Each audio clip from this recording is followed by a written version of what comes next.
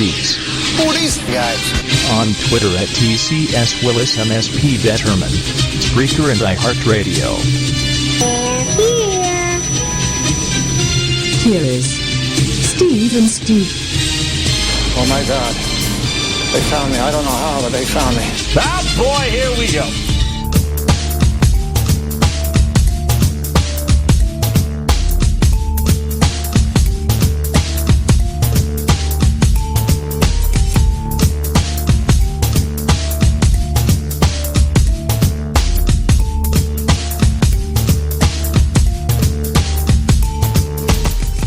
Good afternoon, everybody. It is that time again. You're listening to the Cheap Seats. I'm your host, Steve Willis. Alongside me, a very bright and chipper, Notre Dame wearing, Chicago Cubs hat having Steve Detterman. How are you? I am great. You know, I had today off, so I could actually come in here without the tie on. Sporting the Notre Dame jersey, the Cub hat, the Central Division champion Cub hat. First time since 2008. I tell you, what a great game this afternoon. Absolutely. What an awesome game this afternoon. Down 2 going into the bottom of the ninth, and they pull it out in the 10th. Wonderful. Show's brought to you by Cheers Pub. For all the great times and great shows, go to Cheers. We have an excellent show for you tonight. Jam-packed. If I can get this thing to work. What is that? I don't know. For some reason, my mouse is stuck. It's stuck in one that's spot. Okay. You know, a mouse stuck. We'll get a cat out here. We'll be okay. Yeah. Here you go. There we go. There you go. There, shoot it down. Yes. Way to go. I was impressed with that. Shot it up. That's what happened. You pulled out the machine gun and got it. That's right. Good Lord. It's the last time that spider will ever Using enough dynamite there, Butch?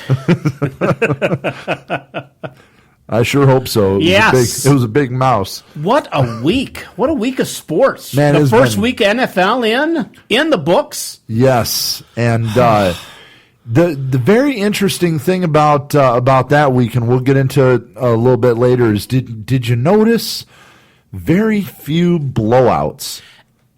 Much parity. The first game of the season, you're going to have that. And and the reason I think for that is because a lot of these guys didn't play during the preseason. I mean, you had an inkling of a couple of plays. You may have been out there for maybe 10 plays overall. So I mean, this is basically their first action almost all summer, since last year. Because you don't want to waste a guy and you don't want to sit there and have someone get hurt in preseason, so you don't play him. You'll play him a couple of plays, get out there for a series, and that's about it. And so when we came in last week, I mean, you talk about parity. I mean, they were very, very close ball games. Right, and of course, we already had our big surprise for week 2 as Greg Roman, the highest paid offensive coordinator coming into the NFL season, was fired by the Buffalo Bills today. He's not high paid anymore. No, he's actually not paid. Well, I'm sure he got some type of severance if he had a contract. Some type of deal. I'm sure. And Rex Ryan, during a news conference Friday, did say that this was 100% his move. So, well, after his profanity-laced tirade of his team saying that his job was on the line, I guess it wasn't. Greg Roman's job was on the line last night. It really was, and. When you think about he highest paid offensive coordinator, boy, he must be really good. If you think about it, he was the offensive coordinator last year, and so far in 2016, the Bills are 29th in yards per game. They did manage to score 31 points. That was a question I had against for you. a fantastic Jets defense. Did they not score 31 points? They did. So the offense scored 31 points. What would the defense do? Well, if you think about it, if they only managed 276 yards per game and they scored 31 points, what was their field position like? Actually, they didn't. I mean, their first touchdown was an 87-yard toss. I watched that. Okay. They had another 70-yard toss in the third or fourth quarter. Okay. So I mean, you had 200 yards there. The problem they had was that they don't have a running game. They got Shady McCoy. He ran for 59 yards last night. That's it. Yeah, that's But terrible. here's the thing: they scored 31. But then, we're talking about it. We're talking about it though, like the Jets' defense is terrible, and their defense understand. is actually really good. And that's the thing. And the thing is, it wasn't that they didn't score enough points, but the defense didn't do anything. Now, wouldn't you be looking at the defensive coordinator, or would that just cause a couple problems at the family reunions? I will give you 2 reasons why. Number one, he's got to go back and explain to mom why he fired his brother. Yeah. Why did you fire your brother? And number 2, this was a loss to the Jets. It was his old team. Rex Ryan. Someone has to go. Bad taste in his mouth when he left the Jets. He was not very happy about the way that all went down. Went to Buffalo in a way to kind of get a chance to take a shot at the Jets twice a year. Right. And what happens? Lo and behold, they lose. Yep. And they lose a close game too. It's not even like they lost a blowout or anything like that. They lost a close game too. So it was a winnable game. And instead of blaming your brother for allowing 35 points with his defense, you fire the offensive coordinator. So just once again, hello, Buffalo. Enjoy your shenanigans, brought to you by Rex Ryan in 2016. So I wanted to take a look. I brought the NFL website up, NFL.com, just because I wanted to take a look at this. And this was something that we had talked about just before we came on. And here's what I'm going to give you: the margin of victory in all of last week's NFL games. Here we go. Ready? 1 point, 4 points, 1 point, 1 point, 6 points. Here's the big one. 19 points. Here's 9 points. Yeah, 19 points against who? Who was on the other side? That was the Eagles versus the Browns. So, against the minor league team. Yes. The other big one here, 9 points. And who was that against? That was the Texans versus the Bears. Yeah, the other minor league team. Yeah, Yes. okay, we got them out there. Okay, 6 points. This one, 7 points, 2 points, 1 point, 4 points, 2 points. This is, what is that, 16 points. And then finally we reach a blowout, 28 points. One blowout. Well, yeah, when the blowout was against who? That was the 49ers versus the hapless Rams. Okay, that's a high school team. The Los Angeles Rams. Yes. by the way. Yeah. Thank you for coming out to Los Angeles Rams. When are you going to get here? Yeah. By the way, you because forgot we are playing now. Yeah. Thank you for coming to Los Angeles Rams. By the way, you forgot the team. Yeah. Wow. So, So when you look at all of the games that happened last week, with the exception of one blowout and one game that was a 2-touchdown loss, or 2 games that were a 2-touchdown margin of victory, everything else was a touchdown or less, and several of them, 1, 2, 3, 4, 5, 6 of the games were a field goal or less. Yeah. Actually, all less than a field goal because there were 1 or 2 points difference. Right. But and then last night's game, of course, was a 3-point or 4-point margin of victory. So, I just we'll get into this later, but what does it say about parity? I mean, the parity in the NFL out of any sport in all of American consumption, I've never seen such parity. I mean, the one thing the NFL knows how to do is keep every group of fans interested, at least in the beginning. You know, obviously we're not going to have a league full of 8-8 teams. We're going to have, some teams that pull away and some teams that fall apart. But here in the beginning, to see all of these games that close, that really speaks to the parity of the NFL. Yeah, and I'd be interesting to take a look at the last couple of years, the first game, the first game of the season, see how they were, how they match up. Because this year it just seemed like, like I said, it just seemed like a lot of, the starters played a lot less this year than I've seen in the past. I mean, I know looking at my team, the Packers, they the starters barely played at all. Jordy Nelson did not play at all during the preseason. Aaron Rodgers, I think, may have done maybe 2 series, maybe 3 series all of preseason. Right. I mean, so you're going to have timing issues. You're going to have blocking assignment issues. You're going to have all kinds of different issues as they work the rust off as you get into the season. So I'd be curious to see how that played out the last couple of years. Well, something that actually surprised me last week when I was watching was the quality of the play was. It seemed to me that it was actually better than what I've seen in week 1 in years past. Usually in week 1 you really see the rusty offensive lines and stuff like that, and I didn't see as many. Albeit there are some that need a little improvement. There were a lot of penalties. There still were a lot of penalties in those games. Most of the penalties were on the defense, though. I'm referring to groups that have to play the offsides and the illegal procedures and things like that. Yeah, the groups that have to play tight together, offensive lines and so on and so forth. That is what I'm talking about, and that is the big surprise. In week 1, you have this group of 5 men that seem to be well synchronized for guys that have done more than a little bit, especially now with the new collective bargaining agreement in place and how little field time these guys actually get in the offseason. It's surprisingly good. Yeah. Already in week 1. So I was shocked, pleasantly surprised, mind you. See, and what I watched, I wasn't. I must. Well, you need to start watching the games I'm watching. I must have just got the sloppy games because I watched part of the Packers game, part of the Seattle game. I was watching the Arizona Cardinals for a while. There were some sloppy games. Well.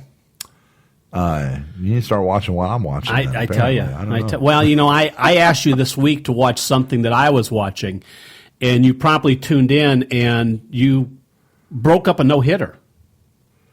That was not my fault. You promptly broke up a no-hitter. That is not my fault. Let's break this down real quick. Okay. What was going on, Steve? What were you doing? Were you doing anything? I was just kind of hanging out at the house, not really doing a whole lot. And all of a sudden, I knew the Cubs were playing. And all of a sudden you got a text. Yeah, I got a text message from one Steve Detterman. That's right. Saying, hey, by the way, Kyle Hendricks is throwing a no-hitter through 8. And you go, what? Yeah. I said, yes, he's got a no-hitter through 8. Because I don't follow every game. Oh, come on. So. It's Cubs Cardinals. Right. You're down to, the magic number was 5 at the time. Right. So you're going down to 3. It's a home. There's an opening game down there. This is the one we talked about clinching in St. Louis. You said they were going to clinch. I said they weren't. They didn't, by the way. They almost did. They didn't. Though. One game. Yes. That's what I said. They weren't going to make it. But we get to this game, and Kyle Hendricks is throwing a gem. And I decide to I reach out to Mr. Wilson. Are you watching this? Kyle Hendricks has a no-hitter through 8. No, let me turn it on. Where are they playing? I said, well, they're on MLB, MLB Network. Oh, okay. Yeah, got him on. First batter that came up did what that you watched? It's a home run. There goes the no-hitter. There goes the no-hitter and the shutout. That's right. I go think he's got a no-hitter, and his ERA is now under 2. So he ends up winning. He gets his 15th win of the season, and with ERA the home run, is still like 1.89. No. It's 2.03. Oh, it actually went back up over 2. Yeah. I thought it was like 1.89. Nah, he was at 1.97, and with that hit, it went up to 2.03. But still, the number 1 and number 2 people in ERA in the National League. Oh, I should say in all of baseball. In all of baseball. All of baseball. Kyle Hendricks and John Lester. Isn't that awesome? Is Lester, if you take a look, and first off, hey, congratulations to Chicago Cubs. Yes. They backed into it last night. They lost their game against Milwaukee, but St. Louis lost last night too, so that gave the Cubs the National League Central Division crown, which this is by far the earliest I can remember someone winning a division in years. There's still, 15 games or 16 games left, 15 games left in the season. You have over almost 3 weeks of baseball left. and they've already clinched their division. I mean, that's how dominant this team has been. But if you take a look at it and you start looking at the pitching, we'll get to the offense in a little bit, but just the pitching. You've got Arrieta that tomorrow's going for his 18th win. Right. You've got Lester with 17 wins. Right. You've got Hendricks with 15 wins. Mm-hmm. You've got Hamill with 15 wins. Yep. And you got Lackey who did not win today. Tough luck. He didn't get the win. Right. He has 9 wins. And how about Montgomery filling in the way he has, for the past 4 or 5 weeks as the spot starter? Right. I mean, the man has pitched tremendously. Yes, he goes 5 or 6 innings, but it takes the wear and tear off of the starters and allows him to stretch out a little bit more and get that one extra day of rest. Right. But you've got between Lester, Arrieta, and Hendricks. I mean, if you're coming down to a Cy Young, because Madison Bumgarner's just basically put himself out of the talk. Clayton Kershaw, he spent 2 months on the shelf. He's for what he was there, the most dominating pitcher I've ever seen. Right. But he's not played enough. The other thing they said, let's take a look at a reliever. Let's take a look at Melanson, who's now with Washington, what he's done there with 43, 44 saves. I'm going, if you're going to do that, just look at Chapman, for the Cubs with the 40 saves. Right. I mean, just as dominant as anything. But you take a look at those 3 pitchers. I mean, you've got the power of Arrieta, you've got the mastery that Hendricks has done with the ERA, and then you've got Lester. Was he 17-6 or something like that?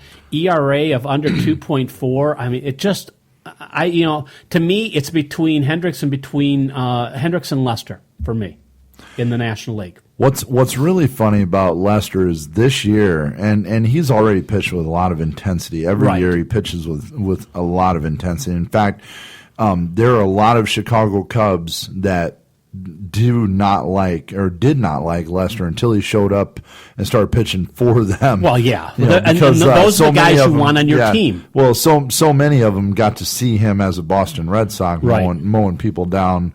Most of them got mowed down by Johnny Lester, and to see the intensity that he's brought this year, you almost feel like he stepped into a time machine and brought back the John Lester of about 5 years ago. And he's still a young super man. intense. He's still a young man too. Right. He's and I'm saying it like he's old. He's not old by any stretch. Right. But I'm just saying that, this intensity is the same intensity he had when he was fresh and young. Right. Fresh and new in baseball, and he now carries this team. I mean, he is such an emotional leader. I mean, we talk about guys on the Chicago Cubs like David Ross as an emotion as an experienced leader, an emotional leader, and of course we pay him that honor because he's one of the older guys in the clubhouse and he's been around the league a while. Grandpa. Yeah, and then you have guys like Lester who are just so high spirited. And they're so intense. You've got a whole gang of them in between Rizzo and Bryant and Lester, and you go right down the line. But you want to talk? Lester wears his heart on his sleeve. Oh, he does. And you see it every pitch, man. He's emotionally invested in every pitch. And I love that in a starter. The last time we had a pitcher like this, and I say we like I'm a Cubs player. Well, but you are. But the last time the Chicago Cubs had a pitcher that was this intense was a young man by the name of Carlos Zambrano. And before he went absolutely crazy, mind you, he did. But before he went absolutely crazy, he was so intense and so strong that batters, like their fear was in their eyes when they stepped to the plate against Zambrano. They did not want to go. They did not want to handle, Carlos Zambrano. Something happened to your microphone. I know there it for a did. second. I don't know what it was, but thank you. It's good now. I feel better. Thank you. Give it the Fonzie. I don't know what I did. Just walk up and tap him. You whapped the side of my head too, but that's okay. I'll get my thoughts going. I had to hit the microphone. I didn't want to touch the microphone. Now talk about intent. I posted a link on our Facebook page about when the Cubs turned around from being the lovable loser. I don't know if you had a chance to see it yet. I did. And I agree. I mean, it was, and that's where I take a look at inside, and you take a look at the young guns that are Rizzo and Bryant, and what Rizzo did a couple of years ago to now his teammate, Aroldis Chapman. Aroldis Chapman mowed him down, when he was with the Reds. As he walked off the mound, he just kind of waved his glove at him like, okay, get out of here. You Cubs, just get out of here. Like he was brushing him away. Brushing him off. And as Rizzo came out to the bench, someone said something to him from the bench, and Rizzo actually started walking towards the bench, he's going to go right into the Cincinnati dugout. Mind you, Rizzo was he was getting ready to play his position at first base, and at the time, they were, of course, he was, 60 feet away. Oh yeah, I mean he's from first base to the dugout. Reds dugout, and he's hearing all this chatter, and he's on his own. I mean, there's no one behind him. No, this is Rizzo by himself. Throws his hat off, puts his glove down, starts walking right towards that dugout, saying, "Come on out here. I'm going to take you on. I'm going to go in and grab you and bring you out." Yeah, he had fire in his eyes too. I mean, if he would not have been stopped, I think he would have reached in, snatched Aroldis Chapman I do too. And and that was and both benches emptied, and they kind of separated out a little bit, but yeah, I think at that not point, much in the way of a foray. I mean, and I think at that point, the lovable losers went away.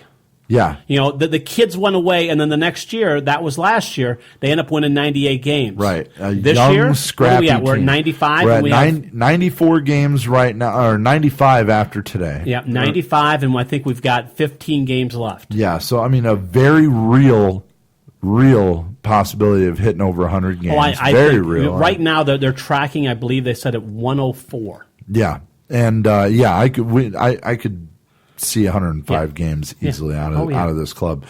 That being the case, now we're starting to talk about home field advantage and the magic number for that. Well, and that's it. I mean, you're trying to figure out. Okay, we are now 6.5 games ahead of Washington. That's the closest one in the division to us. Right. So you're up 6. You're up 6.5. You got 16 games left. So you got a magic. I think it's 15 games left. You got a magic number now of 9. Right. Between 9 Cubs wins and or Washington losses. Right. And the Cubs will have that. LA is 12 games back, 10 or 12 backs. Yeah. Okay. They're out. Yeah, they don't have a shot. They're out. Right now, I mean, so, they're pushing for that. I think the biggest thing right now that I'm looking at is St. Louis going to make the playoffs. I mean, St. Louis right now, this is a huge series for them. They're out in San Francisco taking on the Giants. Yeah, 1 game back of the Giants right now. And they're playing in San Francisco. They lost last night with their ace on the mound. They lost with Wainwright on the mound. Right. So, I mean, in San Francisco, Johnny Cueto last night, Johnny Cueto has just been awesome. What a performance! Yeah. I mean, my God. But San Francisco has not had the greatest second half. I mean, they've scuffled tremendously. But this is where they can set the tone a little bit. If they can sweep this series with St. Louis, they end up with a 3-game lead. With a couple of weeks left to go. Yeah, and if you look at the road for St. Louis, it's not going to get any easier either. They have Milwaukee. They still have to come to Chicago for 3 more. Yeah, they have to go to Milwaukee next, and then they have to come to Chicago immediately after that. And I think by then you're going to be looking at a St. Louis team that's going to be fighting for its playoff life. Now that could be dangerous. Right. That could be dangerous to the Chicago Cubs, who are going to be looking for home field advantage, and by then could be very, very close to it.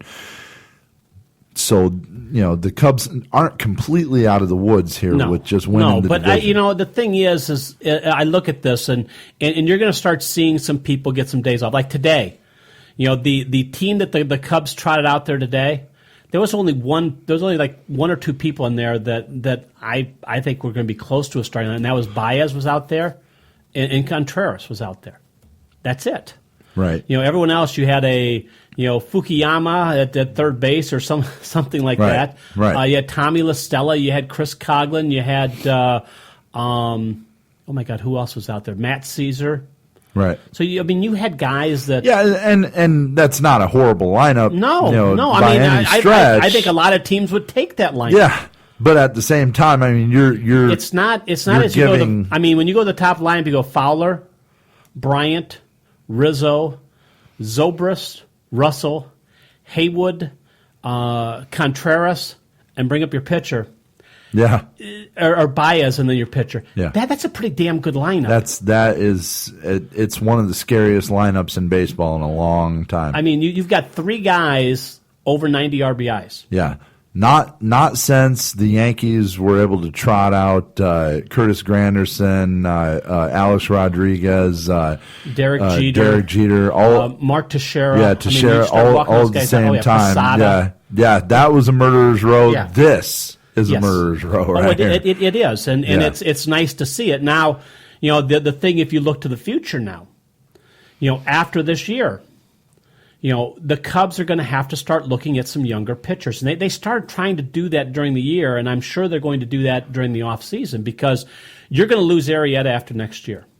Yeah, there's no two ways about that. He's not going to stick around. He's not going to stick around. He's going to go for a huge contract. He says there's no home discount, and I don't think the Cubs will give him one. No, it's not in Theo Epstein's. No, it's not in his character. No.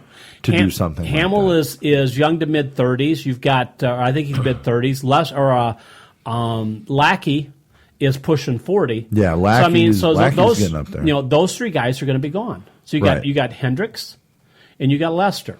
Right. That's 2 good people to have. Yeah. But now you got to start putting some and the thing is they really don't have a lot as far as starting pitchers in the minors right now. No, they don't. It's really kind of been Epstein's thing, though, to cherry pick when it comes to going and getting pitching because he knows the deal with pitching.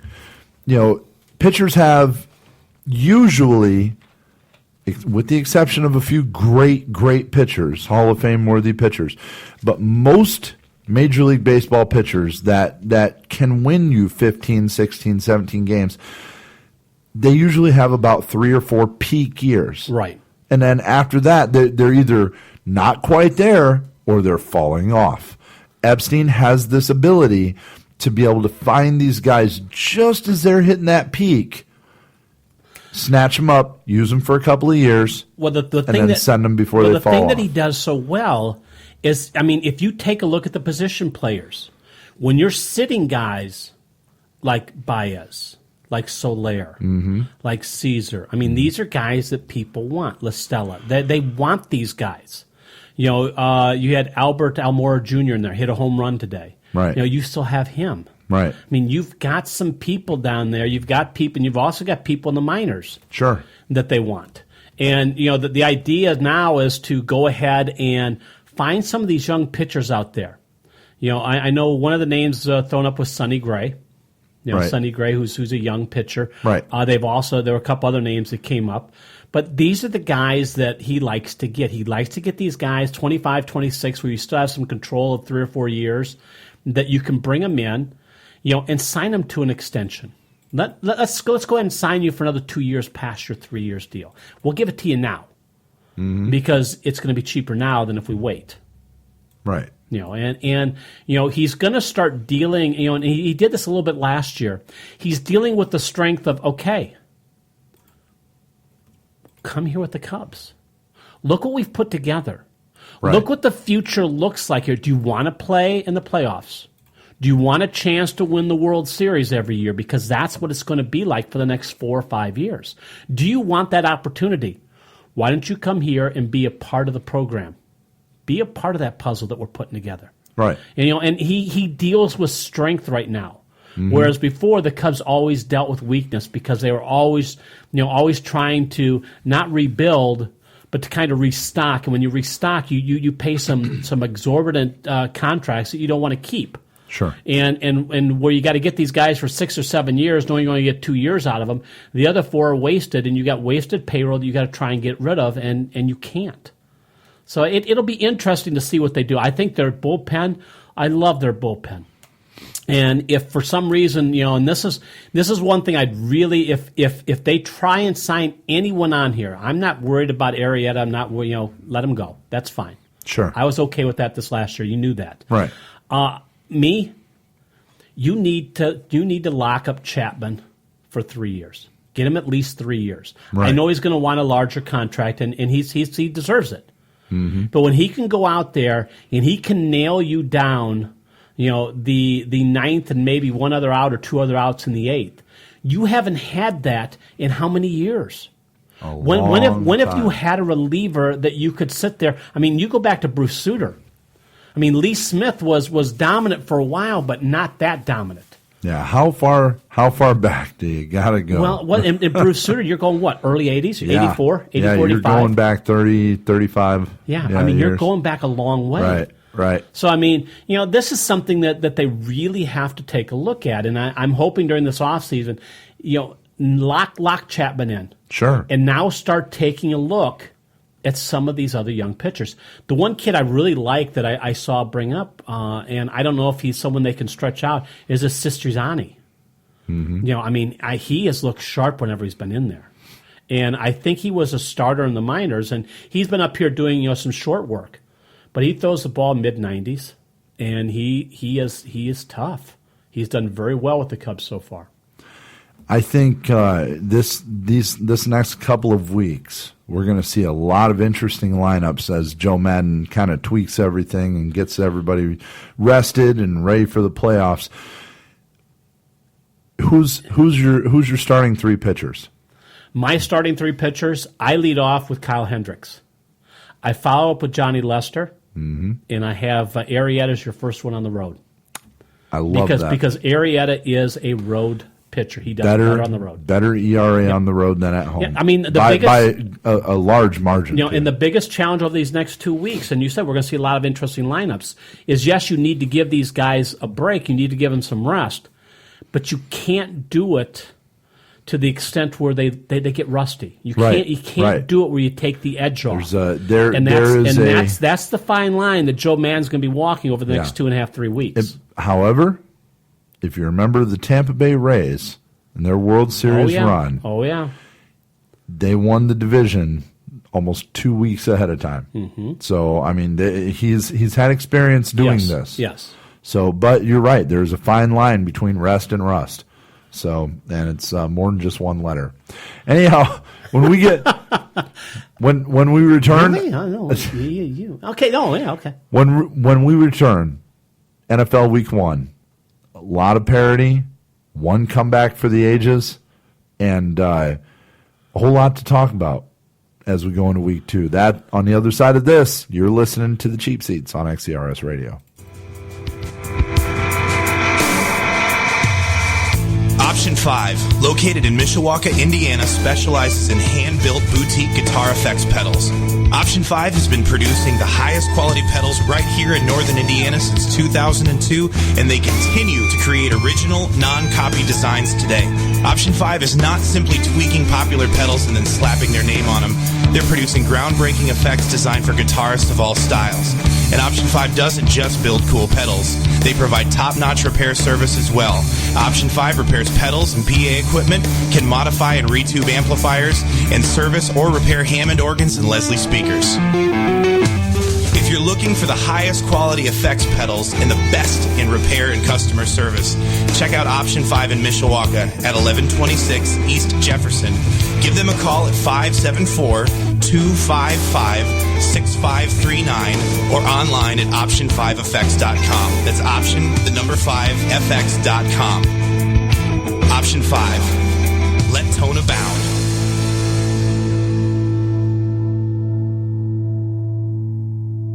From all of the games on our big screens to the best collection of memorabilia from your favorite sports greats, Rock Sports Bar and Grill in downtown Mishawaka has you covered. Our menu features something for everyone. Amazing sandwiches and wraps, and the best burgers around, including the Rockstar Overdose, 2 half-pound patties, served with bacon, cheddar cheese, and piled high with French fries. Like us on Facebook to check out our daily food and drink specials that are sure to be great on your gut and easy on your wallet. We've got you covered between game days, too. Wednesday night is trivia night where you can match wits with your buddies for great great prizes. And every weekend, Rocks features great music from some of Michiana's finest artists. Come see why there's no better place to get your fan fix than Rocks Sports Bar and Grill in the Yorktown Center building in downtown Mishawaka. For those who come to Rocks, we salute you.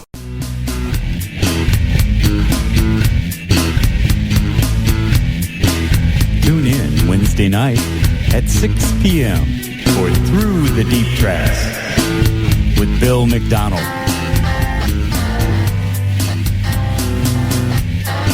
We want to welcome you back to XCRS Radio. Through the Deep Tracks show tonight, and we're traveling down the highway here. Strap on your helmet, board the short bus. It's going to be a rough ride. You're traveling the deep tracks tonight with Mr. Bell. We're in Through the Deep Tracks. And I want to wish him a happy birthday. We're going to carry on now with a song from the Rolling Stones. And actually, it was this week.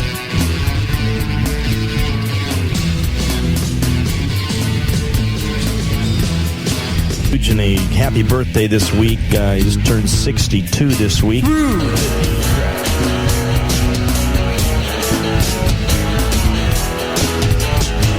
we're going to finish out the evening with a track here, the third track from the album. Wednesday nights at 6, only on the X. XCRSradio.com. Through the Deep Tracks. Life is meant to be savored. If you find the reason, Morgan's and the Little Black Dog Tavern in downtown Mishawaka, Indiana will make it special. From the casual European atmosphere to the high-end tavern fare, Morgan's and the Little Black Dog Tavern give you the chance to savor every day. Stop in and savor your day with your choice of a wide variety of drinks, from a classic martini to the best beers from local breweries. Savor your day on the patio, or come in and enjoy a glass of wine with some of our mouth-watering entrees. We're located in the historic Cam Brewery Stable Building in the 100 Center in downtown Mishawaka, Indiana. Call 574-807-0101 for reservations. Like us on Facebook to find out today's food and drink specials, or stop by our website at morgansandlbd.com. Drink in the moments, feast on the memories, savor every day at Morgan's and the Little Black Dog Tavern.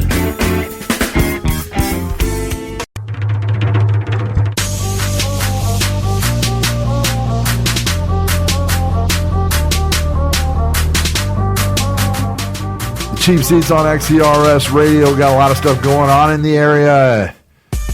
If you are in and around the Michiana area, Phoenix Grill, members only tonight. Fine band. They are. Gotta Get Mel love out them. there. Mel Williams. That's right. One of our very own leading that band. And Saturday, I love the name of this band. Yep. Sega. Well, of course you would. Do you remember firing up every Sega Genesis video game? I'll be honest with you. I never played Sega. I didn't. No. I mean, I sold it. I still remember Sonic the Hedgehog was one of my favorites. I remember that. Fired up and go, Sega. That was so cool. Didn't they have Q*bert too? Was Q*bert Sega? No, Q*bert was Atari. I go back to Atari. Yeah. That's what we had. Yeah, 5-star dive bars. And the initial PlayStation, or the initial Nintendo, the NES. Oh, yeah. Loved it. Super Mario, one of my favorites. Yep, the cartridges. 5-star dive bar, Simpler Crush, and Attention Deficit, Friday and Saturday alike. And if you happen to be in the area and you want to try your own voice, maybe you can be the next Mel Williams, heading up your own band. You can give it a shot over at City Limits Lounge tonight from 9 p.m. to 1 a.m. Would that be like a Bill thing? Have DJ Will Travel, our very own Bill McDonald. He'll tell you if you can sing or not. Yeah, he'll be hosting karaoke out there. Get out there, pound a few over at City Limits. Have Bill buy a beer on us. That's right. Tell Bill. That's no, right. Start a tab with Steve Detterman. No, he's not going to collect, but he can take it out of my wages. Take it out of my pay. Go ahead, Bill. Take it out of my paycheck. Buy a round for the house. What are you going to do with the other 38 cents you get? Almost not worth printing the check at that point. Buy a round of the house. Round of waters. There you go.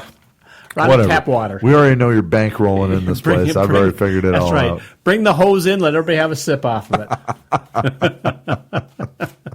Here's some ice. We had some extra ice. Here, suck on ice cubes for a while. There you go. That's a good drink. I want a gin and tonic. Hold the gin and tonic. Just give me the ice. Give me a glass of ice. Like Tom Hanks when he first got back from the island. I want ice, more ice, need ice. Never did figure that out yet. I've never figured that out. What? The deal with the ice when he first came back. Because it was so damn hot where he was. He was on an island, by God. Dude, he spent like 3 years in a cave. You know? I mean, on it's an cool island. in the cave. But on an Dude's got island. water all around him. Go for a swim. He didn't get anything cold. He's on an island. I don't know. Did you see his skin go from nice pale to like dark brown? Yeah. He looked like Weatherman, you know? Yeah. All weathered and He's a tough grizzled. guy. He knocked out his own molar. Come on. He's a tough guy. That's right. Wilson did it for him. Yeah. Yeah. Wilson, come here. There's supposed. I heard rumor that there's supposed to be like a sequel to that now. I don't know how the hell. I don't know how the hell you do a sequel. I don't know how you do a sequel. There are some movies that is this like Gilligan's Island when they keep getting back on the damn island? I don't know. Remember they did the sequels, Return to Gilligan's. Why the hell would you want to return? Yeah, why would you go back? I mean, you got off. Get you the hell away. You spent 10 years getting off the island. Why in the world would you want to go back? Tom Hanks. This time we're bringing an extra boat. Yeah, Tom Hanks. Stay away from the damn boats, okay? You don't want to get on a damn island again, okay? No, and definitely no planes over water. Yeah, no planes over water. That's no planes for sure. over water. We were talking about, the wife and I were talking about this the other day. We were talking about movies that should be rebooted. Yeah. And we were talking about all the the superhero movies and stuff, like the Marvel movies and stuff that have been rebooted. And we thought of one from my childhood that we really it should be rebooted. Now the movie had been done. Okay. The movie had originally been done in the 80s with Dolph Lundgren and Frank Langella as the two lead characters. But a cartoon that I had watched way back when I was a young man, and I will pull it up here for you. A young pup. I was a young Steve Willis. A young Steve Willis. If you can imagine that. Yes, if you could possibly imagine. 20 pounds ago. But 20 pounds ago. It might have been just a little bit more. A little bit more. 21. I'm sorry. I was a little bit late there. Yeah. Yeah. Dolph Lundgren and Frank Langella. I'm trying to think. It's like the mask. It's like Jim Carrey in The Mask or something. Frank Langella. And I've got it coming up here. Hold on just 1 second. I'm trying to think what Dolph Lundgren was in other than Rocky. No, this was one of my favorite cartoons growing up, and there was originally back in, like I said, in the 80s. Yeah. They originally did what amounted to be an absolutely horrible version of Lundgren. This cartoon, but this cartoon right here. No. Here you go. Check it out.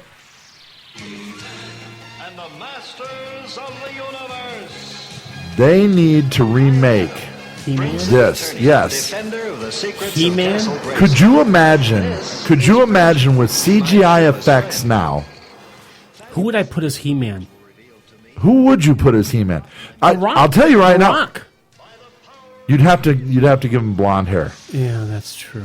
No, because you don't have to go that way. I mean, you don't have to do. No, you got to go back to it. Hold on. This is the greatest. Hold on, the greatest part right here. Every kid that was my age. Oh, the Grayskull. Yeah. Every kid that was my age that did this in their backyard at least once or twice. Now, that's after my time was back with Johnny Quest. I want to see a Johnny Quest movie. Didn't they do that? I thought they did that. I thought it was actually not bad. Did they do a Johnny Quest movie? Pretty sure they did. You're gonna have to look that one up. But yeah, we were talking about. Yeah, I don't. That they can't do it now. Yeah, they can't do Haji now. You can. The PC police would be all over that one. But I've got to. John Cena for He-Man. That would be fantastic. That'd be great. Yeah, I could see him doing that too. Yeah. And he did great. It's it would have to be one of these WWE superstars. Well, that's it. It has got to be incredibly ripped. It's got to be somebody that's huge. I think John Cena. I mean, did you see Trainwreck? Do you see John Cena in Trainwreck? Yes, I did. I thought he did a tremendous job in that. Yeah, and I really think if somebody did this movie, if anybody directed this movie, it'd have to be Michael Bay, because he would put just enough of a dark twist on it. Remember what about Christopher Nolan?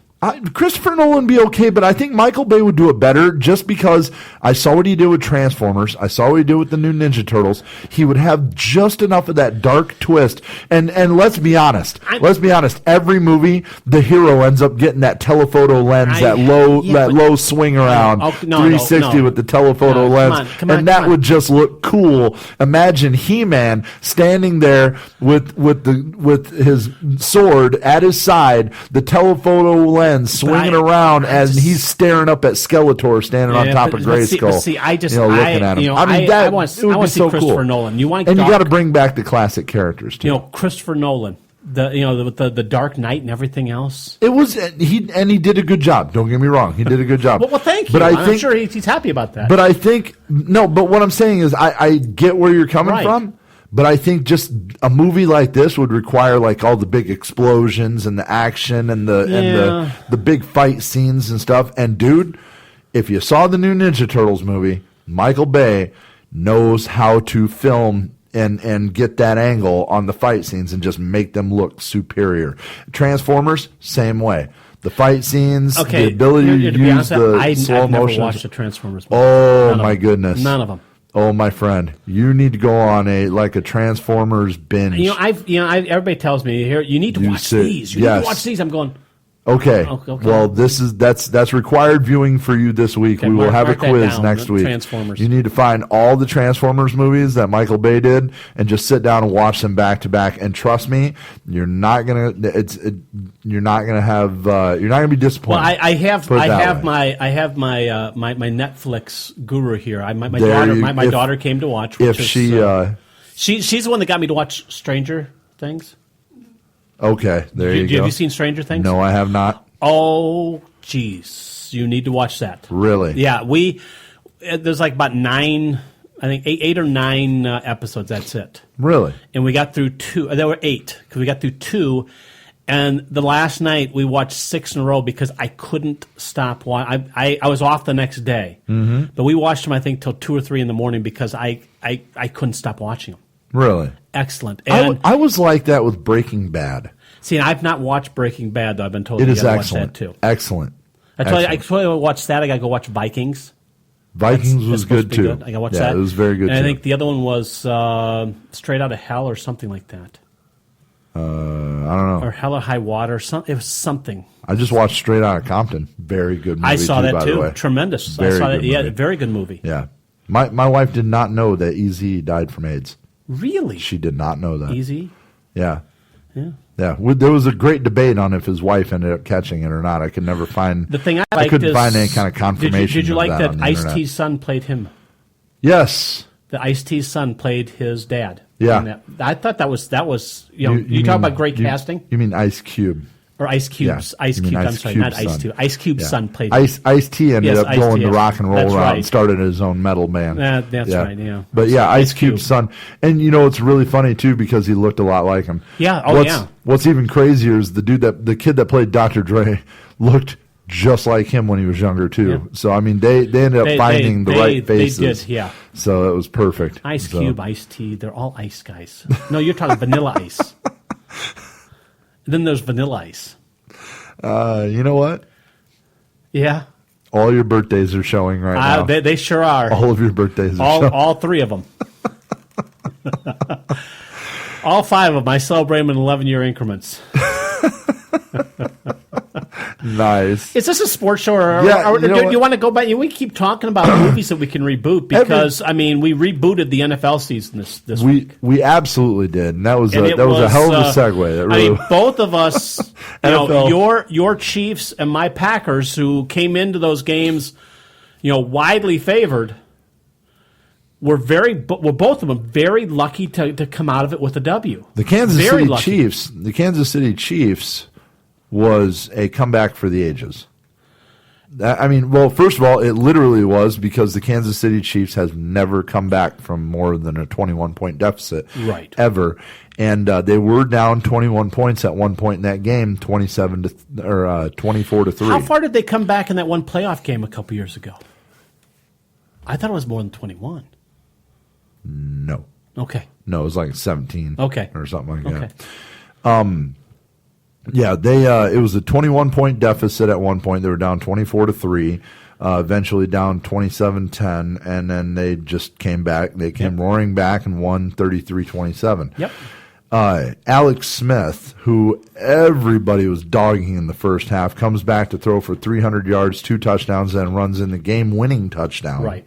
I watched the end of the game. Fantastic performance by Alex Smith. And by the way, DirecTV, Michiana area, northern Indiana, we are not regional for the Kansas City Chiefs. I had no problem watching on DirecTV. I did. For some reason, do you have the Sunday ticket? Yes. Did you go like 7:05 where the game was? Yes. That's why I watched it. And it was blacked out for me, and it claimed that we were blacked out because I think that was someone playing a trick something. on you because I had no problem. I live just a little bit in Michigan, and our zip codes are different though. That is true. I mean, the dividing line could be the state line. I don't know, but either way, message for DirecTV. Yeah. If you're going to black out a game, make sure that I can watch it on the local channel. Because if I can't, I'm going to be mad. Thankfully, I was able to watch it on the NFL Sunday Ticket app on my phone. Yeah, because you and I texted about that too because you were all upset. I said, no, I'm watching on DirecTV right now. Yeah. And that's when you sent me back. Oh, I got on my app. Fine, I'm going. Yeah, no, I couldn't watch it on the TV. I think the first thing you said was, when did this area become a blackout area for the Chiefs? I said, do you have DirecTV? And you said, well, yes. I go, well, I'm watching it right now. You said, it's blacked out here. And I'm like, yeah. Come on up. I'm watching it right now. Yeah, it was amazing because, we literally live, 25 minutes from each other? 25 minutes, yeah. It wasn't blacked out up in Buchanan. Nope. It was blacked out here in Mishawaka. Yeah, not at all. No idea why. Yeah. No idea why. I go to the local games thinking, okay, well, maybe the Colts, since they're playing the afternoon game, maybe the Chiefs are on an early game. Nope. No, it was the damn Jets and the Bengals. That was the early game. That was a good game, too. Which was a good game. Yes, don't get me wrong. Yes. But that was the early game. I'm like, okay, why in the hell would this be blacked out? Luckily, like I said, I have NFL Sunday Ticket Max, so I ended up pulling it up on my phone. But yes, as a Chiefs fan who lives out of the area, and it's an out-of-market game, it's not a local game by any stretch of the imagination. There are 4 NFL teams that are closer to here than Kansas City in the AFC. Oh, just in the AFC. I was going to say yes. Okay, yeah, in the AFC. Yeah, in the AFC, which would be CBS's territory. Right. And for whatever reason, CBS sucks anyway. Yeah, for whatever reason, it's blacked out because of regional blackout rules. I'm like, okay, but whatever. Maybe that's like maybe I should have put in a different zip code. It's like watching last night's game on CBS. Just give me some other announcers, please. I should have put in your zip code. You should have. Hey, reprogram my box with your zip code. You can do that. You can do that. You've done that. How could they tell? I don't know. See, that's the thing that always kills me is I live in Michigan. Uh-huh. So you figure that, like in baseball, they'd black out, Tiger games, right? Mm-hmm. No, I can get Tiger games. I can't get Cub games. Wow. I can't watch the Chicago Cubs. Oh, you mean on extra innings? Yeah, any of those. Well, that makes sense, though. I can't watch the Cubs. Because you have access to local TV. Yeah, but the Cubs are a lot more local than... What's really funny is there's that channel, that's that odd channel, that My Michiana channel, right, or whatever, and they show Cubs games on it. That channel's not available on DirecTV. No, it isn't. And, of course, most of the good games this year happen to be on that channel. So, like a moron, I've got to try and find some kind of an antenna that I can hook up to a TV so I can watch the Cubs. You know what I found out, and I did do it, I'll probably do it next year, is the MLB app, $1.99 a month. $1.99 a month. $1.99 a month. You watch your games on... Really? Yeah. Well, Major League Baseball, you just got another subscriber because I'm going to do the same thing. I think it's MLB Network on the phone. Really? That is $1.99. You can watch the games. Well, that's fantastic. I'm going to have to remember that. Yeah, that's for sure. I'm like going, okay, I'm okay with this year. Yeah, you got a winner. Next year, though. But you got a winner for me. The worst thing is, though, is this next month with my DirecTV bill, I'm going to have the third and sixth freaking payments for the Sunday ticket, which just kills me. They have not charged me once yet. Oh, you suck. I don't get it. I'm on my third month coming up, and I will hit my first month of the ice, the NHL. Oh yeah, center ice. Center ice. So enjoy that $400 DirecTV bill. It's just like it's unbelievable. I'm like going, okay. I was almost tempted not to get the Sunday ticket this year. Really? Yeah. Really? Yeah. I mean, you have a higher chance of seeing your team locally than I do. Well, and that's it. I mean, because they do play a lot of national games, and if they do end up playing Detroit or they end up playing Chicago, they do twice a year. Yeah, I mean, those are 4 games. That's 4 games you're guaranteed to see. Yeah. And since both Detroit and Chicago suck, they're not going to be national games. So sometimes the Bear-Packer game is a national game. Rarely. Just because of the rivalry. Right. But, I'm close to it, but, we enjoy it's like, last week. Mm-hmm. I worked, so I got to see the last bit of the Packer game, the last bit of the Kansas City game. Right. But then I got to sit down and I got to watch other teams. Right. And you have the ability to watch. I was watching the Raiders game. I was watching, the Cardinals game. The Raiders, boy, you got to give them a lot of credit. They look good. They look so good. They did. I mean, they were. It was amazing last week because we sat there and we looked at your team had the great comeback. My team survived the weather. Yeah. I mean, they went down. It was 90 degrees. And they survived. 90 and humid. And they survived a Jaguars team that had a lot of fight in them. Well, here's the thing. The Packers should have lost. And there were a couple other teams that should have lost. And the reason they didn't lose, and this is the thing I brought up and you said we need to talk about this, is time management. Time management in the NFL is just, I don't think these coaches understand it. But we're seeing it in college now, too. I mean, when in the Jaguars game, when you lose all of your timeouts, you've used all of your timeouts in the second half. Right. At the start of the fourth quarter. Right. You're done. You have no timeouts. How? How do you do that? And then Mike McCarthy tried to give him a gift to where they had a third down and say 4 or 5. They take a timeout. Okay, you take a timeout. You figure you put a play together. You go out and run the play. Sure. They come out and they get called for delay of game. So you took a timeout and you get a delay of game. What the hell is that? That's and you ridiculous. go 3rd and 5 to 3rd and 10. And this is with under 2 minutes left in the game. Mm-hmm. And now you're punting the ball away and you're giving your opponents a chance to come down and win. We watched who did Detroit play? Detroit beat, was it Indy? Yeah, Indy. Indianapolis has the ball. They're driving for a touchdown. All they need is to get the touchdown to win. Uh-huh. They've got the ball on the sky at the 10-yard line. First down. There's 40-some seconds left, something like that. You run a play, right? Right, sure. No. Let's call a timeout. What the hell are you doing? Right. Okay. Second down, they go ahead and run the play. Gains like, 3 or 4 yards are up at there. And the clock's running. You still have, 38, 35 seconds still running. Sure. You call another timeout. I'm like, wait a minute. Yes, I know you need to score a touchdown to win. Right. But there's plenty of time there. And every time you call a timeout, you're just giving your opponent another crack at, you're giving him more time. And what happened? They scored the next play. But they left 30-some seconds on there. Matt Stafford, all he has to do is come down and get a field goal. Well, you kick the ball in the end zone, you're getting at the 25. So basically what you have to do in 30 seconds is you have to move, 35, 40 yards, that's it. Right. I mean, you get 35 yards at the 40. the opponent's 40. Now you're kicking a 57, 58-yard field goal, which nowadays is, that's reachable by everybody.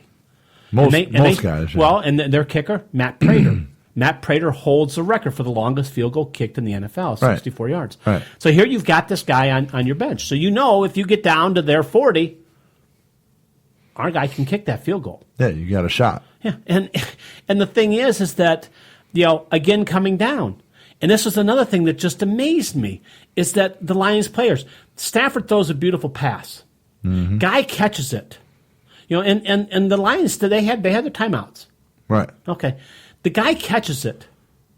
Instead of going, he's at the sideline. Instead of going out of bounds, he tries to turn it up with a defender right there. He gets tackled, and Stafford's going crazy. What are you doing? Yeah, so they have to call a timeout. Yeah, same thing happened in the Dallas game at the end of the game, and the play was expected for the receiver to catch the ball and run go out of bounds. And he went down the middle of the field, and time ran out before they could kick a field goal. Yeah, he ended up turning up field, and time ran out, which was it was a mistake. And sometimes in the heat of moment, stuff like that happens. But when you're burning timeouts, that's a coaching decision. But here's the thing: right after Stafford got done yelling at this guy, why didn't you go out of bounds? The next play hits the guy to go down to the 30 where they're going to be able to kick the field goal. The guy stays in bounds again. It's like, I just got done yelling at this guy. Now I'm yelling at you. Did you not listen? Right. So I had to call a timeout again. And so you just sit there and you go, what the hell's going on? Yeah. Whatever happened to time management? But we've seen that in college, right. And you're seeing it more. We talked about how Andy Reid. One of the biggest issues I have with Andy Reid is time management. Right. One of the biggest issues I have with Mike McCarthy, time man. They don't know how to manage time. Which, by the way, I must say, the Chiefs actually managed time really well this weekend. Yeah, getting back into that game at the very end of the game, they end up going down and scoring a touchdown to tie it up. But as well as I do, that's an anomaly. That doesn't happen. Yeah, that's not the norm. So time management. I don't understand. What's going on, that these guys are not able to grasp the fact that when you have that time, it's precious. You want to save all that, but. Boy, I tell you, it was another week of frustration. Now, this week in the NFL, we've got 3 great matchups. 3 really good matchups, and we will actually get to those. Plus, we're going to make some picks right on the other side of this. You are listening to the Cheap Seats on XCRS Radio. Hi, I'm John Brasser from Team Consulting, Inc. At Team Consulting, we can help your business navigate the maze of governmental regulations that can be overwhelming for any business. We offer over 60 years of experience in environmental engineering, safety consultation, and ISO 9001 quality solutions. We're located right here in Michiana. Give us a call at 574-229-0927. Tell them you heard it on XCRS Radio.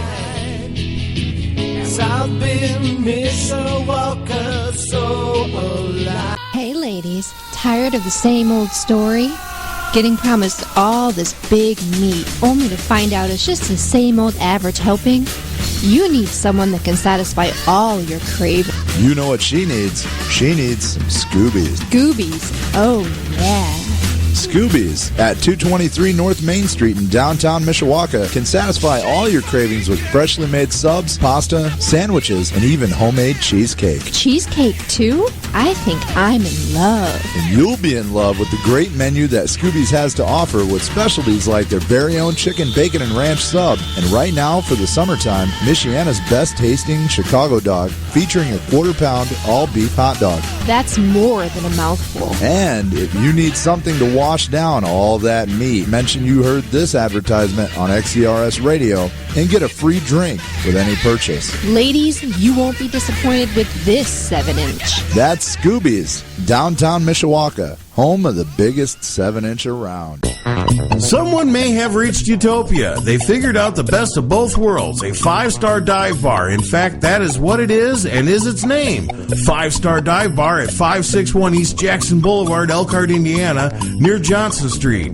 Serving at the 5-star full lunch and dinner menus. Get it all from appetizers to desserts. Special 5-star burgers, and Jake has great buns.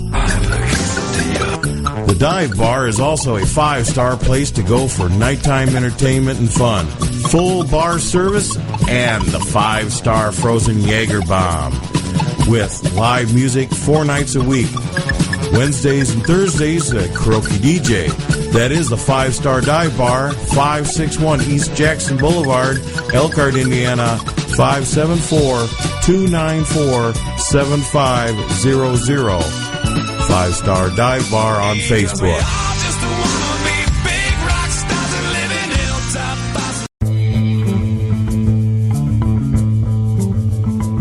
Danielle Slav from Cheers Pub here. If you're looking for the best live music in Michiana, Cheers Pub is for you. Established in 1982, Cheers has become a well-known venue featuring local, regional, and national acts. Hard rock, metal, indie, and classic rock music is featured weekly on our newly remodeled stage. We have karaoke on Wednesday nights, drink specials nightly, 4 Horsemen Pizza, and a full menu to curb your appetite. We're open 3 p.m. to 3 a.m. Monday through Saturday. Located at 103 Dixie Way South in Roseland. Cheers Pub, where friends become family.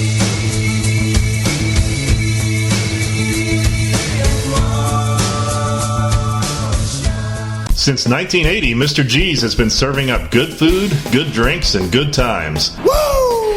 Located at 708 Lincoln Way West in the heart of Osceola.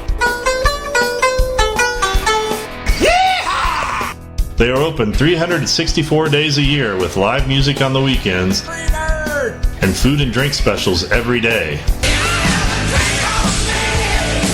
Like them on Facebook, follow them on Twitter, and check out their website, MrGOC.com. Stan, Grandma said she poked you and you haven't sent a poke back. Stop in every Thursday for the world-famous prime rib or to watch your favorite sporting event on their mini HD TVs. Woo! NASCAR! Smoking is allowed, so you must be 21 or over. Perfect.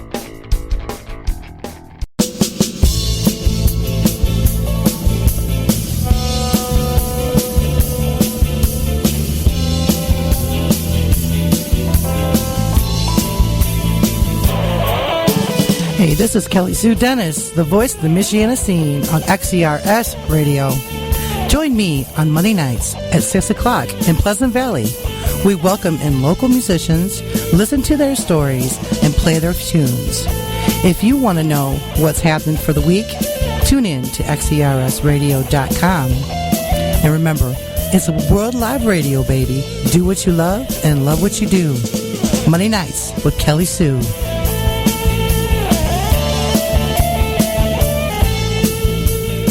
Thanks for listening to XCRS Radio from Pleasant Valley to the 4 corners of the world.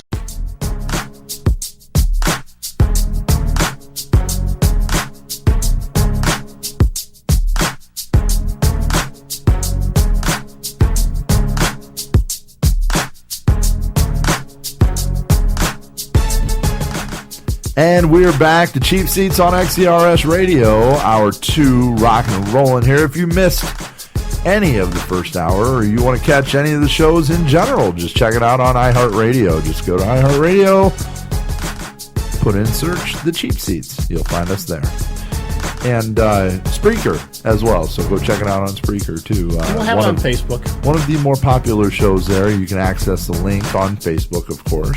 That should be up shortly after the show's over. Yep, go up to Facebook and search the Cheap Seats with Steve and Steve on Facebook, and you will find us. And once you find us, like the page, and you'll get a reminder every time we pop a new show in. So if you can't listen on time, which I totally understand. You'll see some other things show up there too. Every once in a while, yeah. Mr. Detterman, who is running our Facebook page, has done a spectacular job. Well, thank you. I'll throw a couple things up there, and I'll also throw some things over from my page, Steve Detterman Sports Host on Facebook. Go there also and check it out. Fantastic. And, because we get it. Not everybody gets a chance to listen live, especially right now with football going on, which, by the way, Went to a JV football game yesterday. Fantastic game. Who played? It was Mishawaka versus South Bend Adams. I might do that next week. I mean, the JV games are usually on Thursday nights. Yep. And I'm on vacation this week. I might do that. Well, that was a spectacular game. I went there because I went to see number 44 for the Mishawaka Cavemen, a young man by the name of Joseph Willis Jr., product of the Willis football family. There you go. His father, of course, played corner for South Bend Riley High School. Okay. So very good at that. But did his uncle play? Yes, in fact, his uncle played defensive end. So now, see, I didn't play I played nose guard. There you go. Linebacker. Yeah, see, we're both defense. But see, what's really funny is Joey had played nothing but defense until he got to high school. Right. And all of a sudden they said, hey, we're going to make you a running back. We're going to make you a wing back. You're more of a tight end. Right. And so we're going to run you in the wing back and you're speedy, so we're going to put we're going to put the ball in your hands on offense. Never scored a touchdown in his life in an organized game. Last night, from the 6-yard line, 3rd and goal at the 6.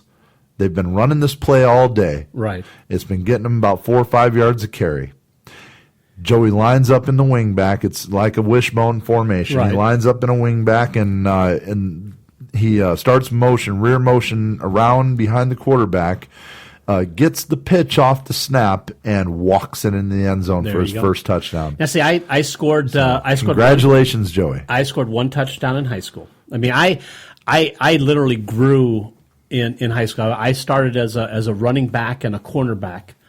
Then I was still running back and then safety, then fullback and linebacker, and then I was just a fullback and a nose guard. Mm-hmm. But my sophomore year, I actually played tight end for I think 1 or 2 games. Mm-hmm.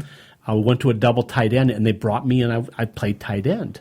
Yeah, and it was good. You blocked and you did some different things like that. But we played one game, and we got down to about the 3-yard line, and they ran and out, and I just took off the line, went out. All of a sudden, the ball's right there. I'm like standing there by myself in the end zone with the ball. I'm going, wow, that was great.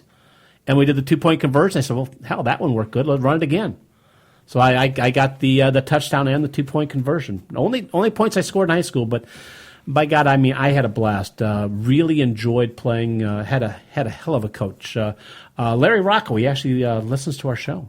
Really? Yeah, he's coach in the Chicago area. He was a coach in there for a while. That's awesome. Well, excellent guy. Larry, you bred yourself one fine broadcaster. Well, I tell you, he bred a lot more than that. He was one of the finest. He's probably my favorite coach that I had in all of high school.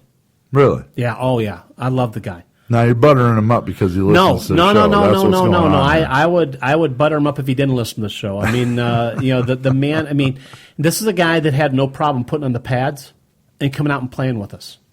Now, see, that's a coach. I mean, he would come out and he would actually put on the pads and he'd play quarterback.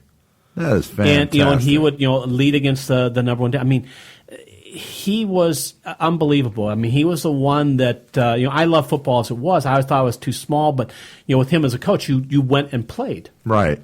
And I mean, I think he made every kid better. And really? That was the thing, just his enthusiasm and the guys he had on the coaching staff were enthusiastic. And I can remember how sad I was, happy for him, but sad for us. I mean, after my sophomore year, he left. He took, we were a little podunk town out in northwestern Illinois, and he took a job in towards the Chicago area. Right. And, you couldn't blame him for that. I mean, moving up and everything else. But one hell of a man, one hell of a coach. Real. I mean, it was, I tell you, I would play for that man anywhere. I would play for him. I'd suit it up right now and go play. That's cool. Yeah, he was an excellent thing. Now, talking of football, we before we went to the break, I made mention 3 huge games already in the second week of the season.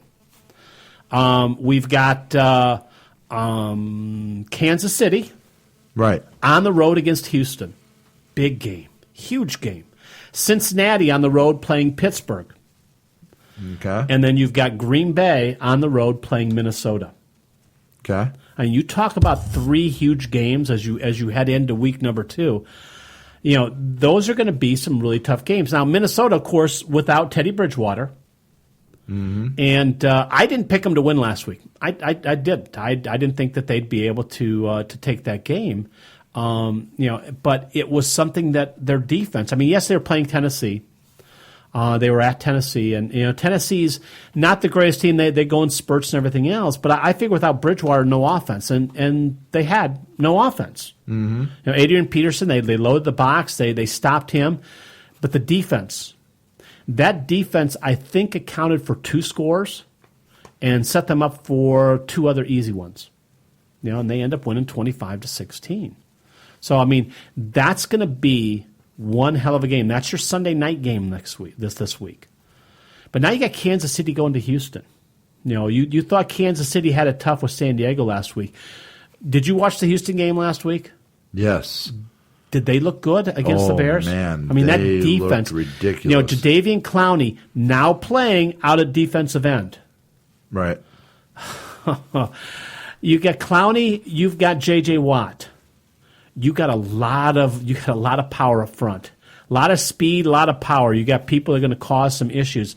So it's going to be interesting to see how that one goes. And for Kansas City playing on the road, that's going to be, they're walking into the devil's den down there. Right. So, and then you remember last year, playoff games, Cincinnati and Pittsburgh, how controversy came down to the end where, here they had that one play where, Burfict was called for the unsportsmanlike penalty.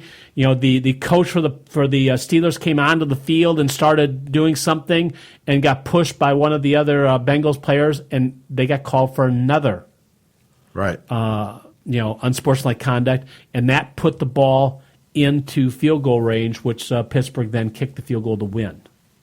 So, I mean, you've got that going on again, this time up in Pittsburgh. So you talk about some matchups right away. Those are some huge matchups. Now, you can also throw in Indianapolis at Denver. First time Indianapolis and Denver are going to play each other without Peyton Manning on the sideline of one of them. For how long? I mean, how many years was that? 17 years? Yep. Now, I think, another intriguing game. I really like this one. Atlanta at Oakland. I think that's going to be a very good game. I do too. Very high scoring. I agree with you. I mean, I think you're looking at 2 teams that are trying to right the ship. Oakland trying to move up, and Atlanta just trying to right the ship from where they were. Right. Now, one big game that's coming up this week that's not getting the luster, it's not getting the fanfare that normally every year does. Dallas at Washington. And I think a lot of that has to do with no Tony Romo. Washington really doesn't have an answer. It's going to be to me, it's the Patriots and the Colts back in the 80s when both teams were garbage. That's what this rivalry is this year. Yeah. That's what it reminds me of. Though, I think Washington, if Washington's defense can show up, they're going to be okay. The offense itself, the offense played fine, I thought. I like Dak Prescott to blow up that Washington defense. I really do. And it wouldn't surprise me. It really wouldn't. Yeah. But it's you come into it and you just go, oh wow, Dallas, Washington. It doesn't mean anything.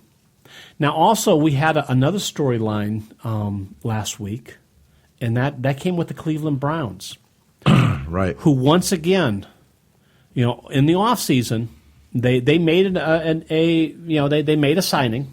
Yep. They wanted to shore up. They wanted to shore up a position that they just haven't had anyone really there since what? Bernie Kosar? 21 different quarterbacks since in Bernie? The last 19 years, yeah. Yeah. And they brought in RG3. Yep. Promptly goes out he gets hit and breaks a bone in his back. Yep. Done. Falls like a sack of potatoes. He's done for at least, 6 to 8 weeks? Yep. They've got him on maybe the whole season. They got him on the IR. Yeah. He can't come back any sooner than 8 weeks. So, the thing is, as they said, it didn't require surgery, which is good. Yeah, that's good. But it's something that could keep him out all year. Yep. It's bad. I think it's a terrible thing. Now, one other thing. You brought this up prior to us going on the air, and this has to do with a couple of quarterbacks that were talking to the NFL this week. Yes. Go into that. Well, if one of the complaints, go into that. Well, I'm trying to. I want to move this along because we got Todd Burlage. Oh, is Todd ready? Yeah, he's ready to go. Well, you want to come back to this? I'll tell you what. We'll come back to this. Let's go and bring Todd Burlage in. And I'm always ready. I was stretching it out because I was waiting to get Todd. Oh, geez. Yeah, no, he's sitting here ready for us. Well, hey, I'm ready to go. I'll talk to Todd anytime. All right, that's sounds much better good. than me chatting. That's great. Well, we'll talk to Todd here in just a second. Notre Dame, Michigan State, right after this. Hey, it's Maximus. And the bartender. Tune in every Tuesday night, 6 p.m. Eastern at xersradio.com for Maximus and the Bartender. And make sure you check out all the great shows. Find out the lineup for Extras Radio on xersradio.com. Hey, all you freaks, this is Chris Baker from Members Only, and I listen to XERS Radio. Where do you go when you're looking for great food, a cold drink, and some of the best local live music? I go to the Phoenix, located on the corner of Lincoln Way and Main Street in historic downtown Mishawaka. Thursday nights, it's open jam with $2 well drinks. Friday and Saturdays, there's always live music with no cover charge. Great food, cheap drinks, excellent service. The place to be is the Phoenix. Hey ladies, tired of the same old story? Getting promised all this big meat only to find out it's just the same old average helping? You need someone that can satisfy all your cravings. You know what she needs? She needs some Scoobies. Scoobies, oh yeah. Scoobies at 223 North Main Street in downtown Mishawaka can satisfy all your cravings with freshly made subs, pasta, sandwiches, and even homemade cheesecake. Cheesecake too? I think I'm in love. And you'll be in love with the great menu that Scoobies has to offer with specialties like their very own chicken, bacon, and ranch sub. And right now, for the summertime, Michiana's best tasting Chicago dog featuring a quarter-pound all-beef hot dog. That's more than a mouthful. And if you need something to wash down all that meat, mention you heard this advertisement on XERS Radio and get a free drink with any purchase. Ladies, you won't be disappointed with this 7-inch. That's Scoobies, downtown Mishawaka, home of the biggest 7-inch around.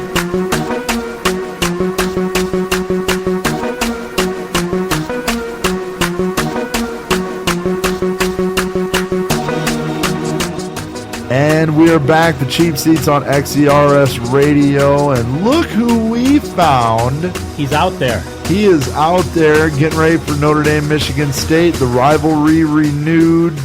What is it? It's been 3 years since the two of them played. And now they are back. And to cover that, we have the one and only Todd Burlage. Mr. Todd, how are you, sir? Doing well, guys. How are you tonight?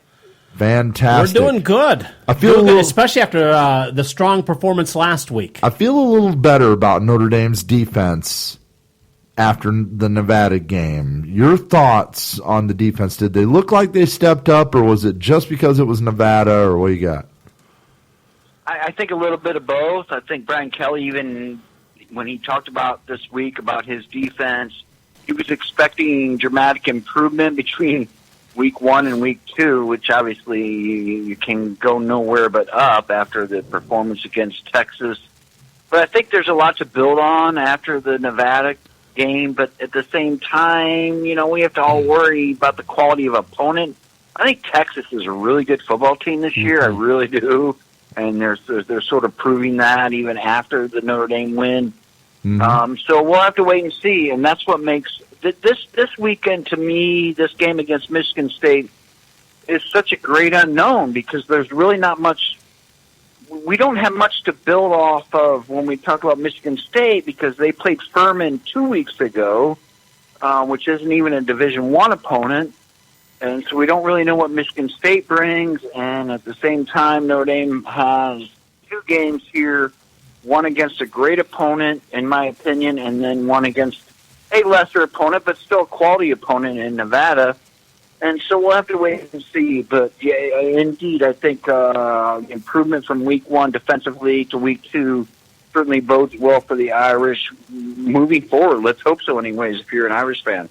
Now, you brought up the point that Michigan State played Furman the first week, and it wasn't really a strong performance by the Spartans. And this is one of the things that we're looking at right now is this is a whole new offense, really. I mean, you lost they lost quite a few people, especially key people on that offense. I mean, if you look at them, I mean, what do you see are some of the things that Notre Dame has to do to stop this? Well, I guess again, and I'm going to we'll talk about this for a while. It's the same thing. It's sort of the great unknown. And I know what happened with Michigan State with its scheduling. They had a home and home with Alabama, and that partly because Alabama and Michigan State played in the playoff last year, that Alabama backed out of this agreement. So that kind of really put Michigan State in a quandary when it comes to scheduling. So think about this, guys. So they had to plug in Furman as their opening day opponent this year and then take its bye week in week 2, which was last week. And then next year for Michigan State, they actually get the bye week in week 1. Wow. So, this has been this has not been, Mark D'Antonio is not real happy about it, but he has to obviously bow to the powers that be when it comes to the athletic director and everything that's going on. But as far as scheduling, I don't think Mark D'Antonio is very happy with how this worked out. I really don't. And I'm sitting out back here, and I just watch Private Jet. We're in the flight pattern here in Mishawaka. I'm being dead serious here, guys. Oh, I watched them all. I watched them all day. I actually had the day off. I went out for a walk and just plane after plane coming in. Oh yeah. Yeah, it's crazy. Yeah, I just had 2 fly by right over since we've been talking. But back to your point, I think that Michigan State got kind of pinched scheduling wise. Now let me throw it back at you guys. Who does this benefit? Okay, so Michigan State does nothing. They show nothing against Furman. What was it, like a 23 ahead of year? Yeah, and with the bye week, I didn't expect them to show anything against Furman. Just get by and then go. Yeah. 28-13 win against Furman, and then a bye week. Meanwhile, Notre Dame has played 2 games against quality opponents, in my opinion. I mean, Nevada, as much as everybody's dogging out on Nevada, this is a program that has reached the bowl game in 10 of the last 11 years. So I still consider Nevada a quality opponent. Mm-hmm. Obviously, Texas is a really good football team this year. So who gets the advantage? Okay, of course, Michigan State gets more game film looking at Notre Dame. Notre Dame has very little game film looking at Furman. But what does really Michigan State know about itself in many respects? If you're trying to pull back the reins, and I would think that Furman is very much, oh, my dog's going to start barking. Chase, chill. I think in many respects that is the biggest question in this game. Who does this favor? Notre Dame playing 2 quality opponents? Does that help them prepare for Michigan State? Or does Michigan State being able to sort of hide what it wants to do against Notre Dame by only playing Furman as a Division II opponent, basically, and then a week off? Who does that favor? I personally think it favors Notre Dame. I really do. Yeah, I agree, but I think it does also lend to the theme that you brought at the start of this interview, which was the great unknown. So definitely. How big, though, was not only the win, but the very decisive win that Notre Dame had over Nevada for the confidence, especially after the letdown versus Texas, going into which, even though it's 3 years removed, still is a very decent rivalry game with Michigan State. Yeah, it's a very proud rivalry. I mean, it goes back to 1897, and Brian Kelly has won 3 straight here, 4 out of the last 5 if you go to the series. I don't know that To be honest with you guys, the way I look at this game, and which is really weird to say in week 3, this feels very much like a season opener to me because I just don't know. Okay, Notre Dame ended up looking like crap against Texas defensively and losing that game, and then kind of rebounded against a lesser opponent in Nevada, did what it was supposed to do after a sketchy first quarter, and won by 29, 39-10. And then we don't have any data on Michigan State. We just don't have any data. I very much, 3 weeks into the season, look at this game against Michigan State as a season opener. So I just, everybody's been asking me this week, what do you think? What do you think?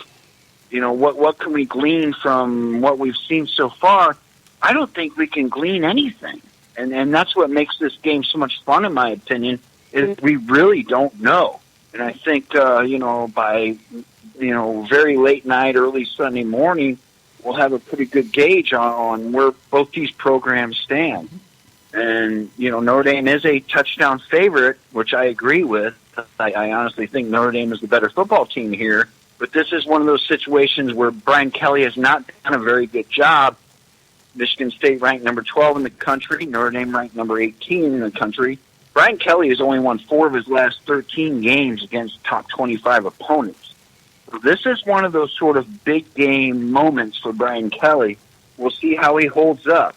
I like Notre Dame's chances in this thing, and we'll get to that obviously after a bit. But at this point, it's really a great unknown. And it's sort of funny because we usually once we reach week 3, we usually have a pretty good grip on something to sort of wrap our hands around. This is sort of one of those unusual situations where we really don't. We really don't know what's going on with either program. Well, I agree with you to some extent because we don't know a lot about Michigan State. We don't know. You've got a new quarterback coming in. You got a whole new. I think a new running back. Everything you go down the line. But one thing that we do know is we do know who the starting quarterback for Notre Dame is, and that gentleman has done a hell of a job over the first 2 weeks. Oh, yeah, for sure. Deshaun Kaiser obviously is a very stabilizing force in this entire thing for Notre Dame. But let me throw this at you guys. Since 2013, when Notre Dame, Brian Kelly has won 3 straight against Mark D'Antonio, when it comes to this series, which the last game was 2013. Since Brian Kelly beat D'Antonio in 2013, Michigan State is 34-4, and that's kind of sick when you really think about it. When you look at what he's done, so especially playing in the Big Ten, not necessarily the during some of those years I wouldn't consider it the premier conference, but a win over Ohio State and obviously dominating Michigan before the pre-Jim Harbaugh era and whatnot. So that'll change, but yeah, you're right. It's just everything you look at, you just don't know and Michigan State has a lot of turnover. They put a lot of players in the NFL from last season. Notre Dame as well put a lot of players in the NFL. So I love the fact that this truly is I think in many respects, obviously for Michigan State, but I think in Notre Dame's standpoint too, that this very much is it's obviously a must-win for Notre Dame if they want to keep in playoff contention. But at the same time, just a real measure of what we are. I mean, what Notre Dame is. I shouldn't say we. I don't play for them. You should, though. You should. Yeah. If I were playing for them, there you go. 0-2 for sure. Deshaun Kaiser drops back, gives to Todd Burlage over the middle. There you go. There's a lot of stuff to work through, and I guess and maybe we can talk about it now. When you look at Michigan State, they've always been sort of that bound, that sort of ground game, that win the line of scrimmage team. Just a bulldog, and that's what makes them 34-4 since they lost that game to Notre Dame. But yet, the soft belly of the Irish is the secondary with all the injuries and whatnot.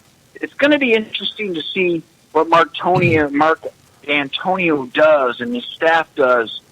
Do you attack? Do you stick with what you're used to attacking with, play it up front, win the line of scrimmage, do what you're used to doing, or do you take advantage of what you feel is Notre Dame's soft belly here? And that, to me, is the number one storyline tomorrow. Does D'Antonio just do what he does, or does he adjust a little bit to try to take advantage of maybe some opportunities he can get in the secondary for Notre Dame? But I think this is where missing that week last week, having the off week, you've got a brand new quarterback. You don't have Connor Cook back there throwing the balls anymore. I mean, you've got a brand new quarterback back there that his action was against Furman. You know, not a Division I opponent, not a tough opponent. You know, right? You're throwing this kid out there now against, yes, maybe the Irish secondary is down, and it is. But again, I mean, this is something that is he going to put this new quarterback to the test of throwing it against a secondary, even though it's weak, but. You really don't know what you have in this kid against a top-flight opponent. Well, you know what? I would disagree with you to a little bit. I mean, Tyler O'Connor came in and did a great job in the Ohio State game, basically won that last year. But Tyler O'Connor has proven himself in some respects. This is a fifth-year senior, so we're not talking about a kid here, any kind of young kid here. But I guess it goes back to what do you want to do as a coach? And I always love this debate, guys. I always love this debate. You know, when you look at an Alabama or some of these other premier programs, that they just do what they do, okay?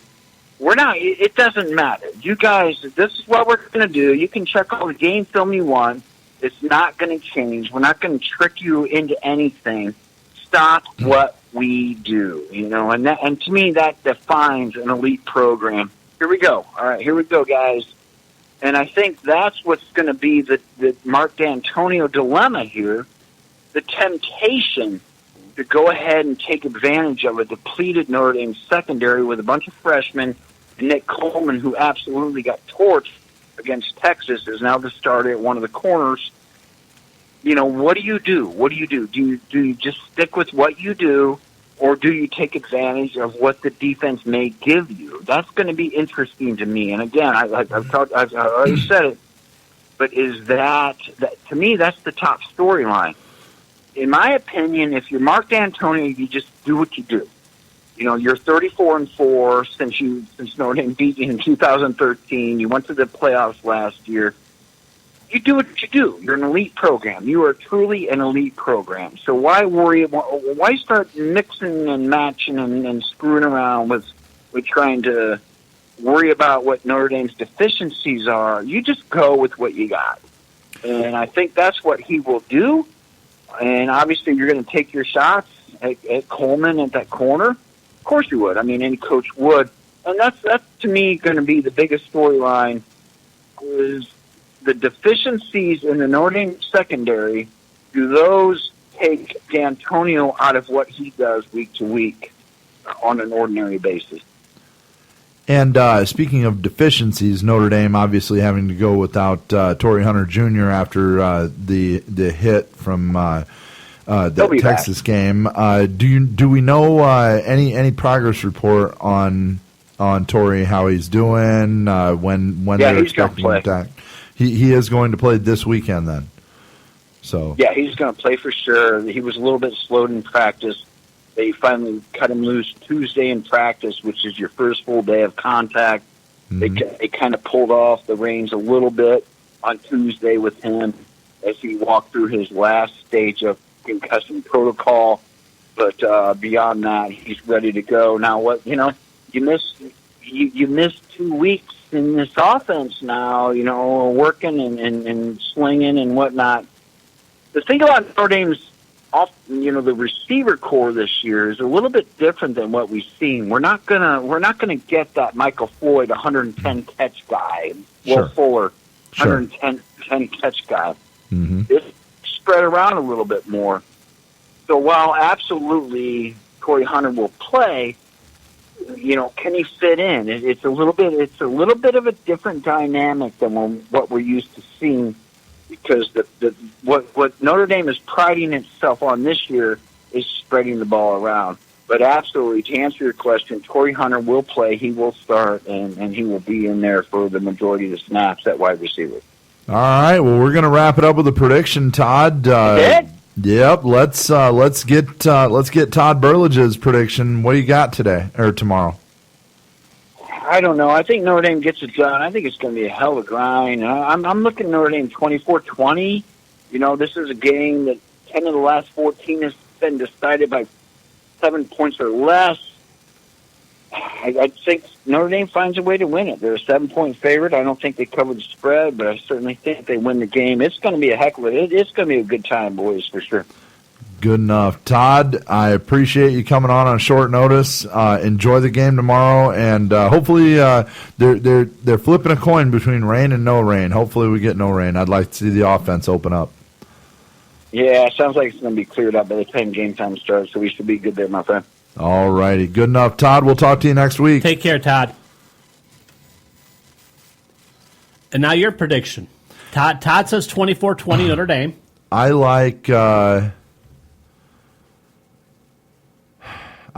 Dame, and I like them.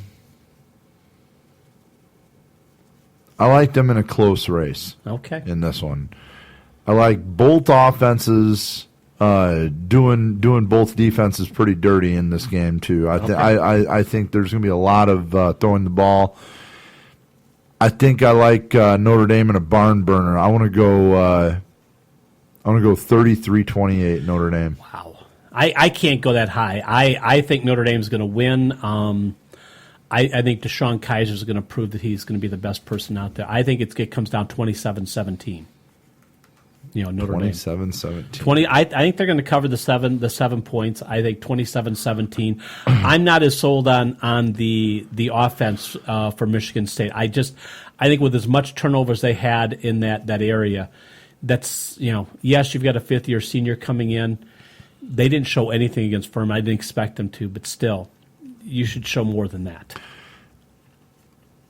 Well, I just look at the fact that they knew who they were going up against. They knew it wasn't going to be a tough battle. Why not stay fairly vanilla? You know that you're going to have a week off, and Notre Dame's going to get to dissolve that videotape. Oh, yeah. You know, and just kind of insert it into their defense as to what to do versus your offense. They will be fresh. I mean, they're going to have fresh legs and everything else coming in this game. But right. I think right now most of the teams are still fresh. 3 games, you're still fresh. You know, when you get to the 6th or 7th or 8th week, now you're starting to get tired. Yeah, and Notre Dame's in the middle of a 3-game homestand. Yeah, but I think the added game that Notre Dame had makes that much of a difference. Well, I don't know. I think it's going to be more offensively oriented, but I mean, you know, we'll see tomorrow. That's for sure. I can't believe they can't figure out what the weather's going to do. Well, it says rain, but it says what I looked at says it should be cleared up by game time. That's what I heard too, but then, you know, on the way in, I'm hearing weather predictions saying, well, there's a possibility there could be something, you know. It's like, wow, okay, well, I don't know. You know, to be a weather guy in this area, it's a task. I know a few meteorologists. I'm friends with a few of the local meteorologists, and they all admit that weather here is tougher than in most places because of that lake. So I don't know. That's. Oh yeah. Well, the lake. Trust me, I understand the lake during the wintertime. And it also picks up a lot of moisture when it comes over as far as rain. So I think it's going to be a fun game. I think you know that will be a very interesting one. I just think that having that second game and coming in playing the third one, I think that's going to make a big difference for Notre Dame. And I think Deshaun Kaiser he's going to prove that he is the best player on the field tomorrow. Well, then I suppose. The only way we're going to find out is we're going to watch the game. And trust me, I will be watching that game. Yeah. Since you're on vacation, you're obviously going to be watching it at home. Yes. Maybe not. You know, I'm going to pick up my son tomorrow. We're going to watch the Michigan game in the afternoon. Okay. We got Notre Dame tomorrow. Now, I don't know if that means, you know, go down to the bar and watch or sit at home and watch. I think sitting home watch is probably the best. Oh, that's far more fun most of the time. Well, and then we got the Packers on Sunday night. Oh, nice. So, I mean, Nice. So there's some big time games going, but I'll be putting them to work then next week. There you go. Putting them to work. Got to do something. How's that? Well, we're going to have a yard sale next week. Oh, well, we got to my get rid of some goodness. stuff, so I need someone to start carrying out some of the heavy stuff. Oh, well, I there can't you do go. that anymore. There you go. You got somebody doing it now. I do. There you are. Though, of course, my daughter helps just as much with that, so. As far as the heavy stuff, yeah, she can do it. I don't know if you're complimenting her or knocking on Zach. No, I'm complimenting her. I'm complimenting her. She does a tremendous job helping me get things out. Well, that's good. See, look, you're a big help to your father. There you are. Yeah. She when I said I was going to have him help, she looked at me, gave me the old stink eye, like, yeah, right. Yeah. You know better than that. Well, just call me a dreamer. How's that? Yeah. I have 2 daughters, and believe me, I think they definitely know their role. Yeah, they know their role. Sit and watch, and they're princess. Daddy, go. they're going to do whatever they want to, and Daddy's just going to take it. There you go. That's just how it goes. There you go. So, all right, let's get into some NFL predictions. We've got a couple of minutes. Do you want to talk a little bit about? I mean, you want to talk about that now? You were talking about we had a couple quarterbacks. Okay. Well, we got a little time to do that. All right, yeah, we can go ahead and do that. Because I know that was something you wanted to talk about, and we do have some time. I want to make sure we get to that. All right, it is something I wanted to touch on, and it did seem to be that it was very interesting how the first week of the NFL season, especially after an entire offseason of talking about CTE, talking about player protection, talking about being more adamant about protecting the players and head injuries and so on and so forth, they come out first week of the NFL season. Cam Newton, Russell Wilson, both take headshots. No flag called. Referees right there to see it. No flag thrown. They're not the only ones in the NFL that a blind eye was turned to. However, they're the 2 that everybody noticed most. Well, I think that the Cam Newton one was noticed more because there was more talk about that they didn't do any of the concussion protocol after he got hit, and that's true too. Because he stayed down on the ground. Yeah, that's true, too. And I think being the first game on Thursday night also, you've got the spotlight right on you for the whole nation to watch that. Definitely. And, of course, Cam Newton, Russell Wilson, both of them, they were very verbal in the last week talking about how the NFL needs to make sure that they're policing this. They don't want to be an all-talk league, and I don't want to hear $100 million being thrown out to help players with CTE. What are you doing with that money? That number's not that means nothing to me. Are you developing better helmets? Are you developing ways to help prevent concussions? Are you doing anything with education to educate these players on the importance of taking care of their bodies?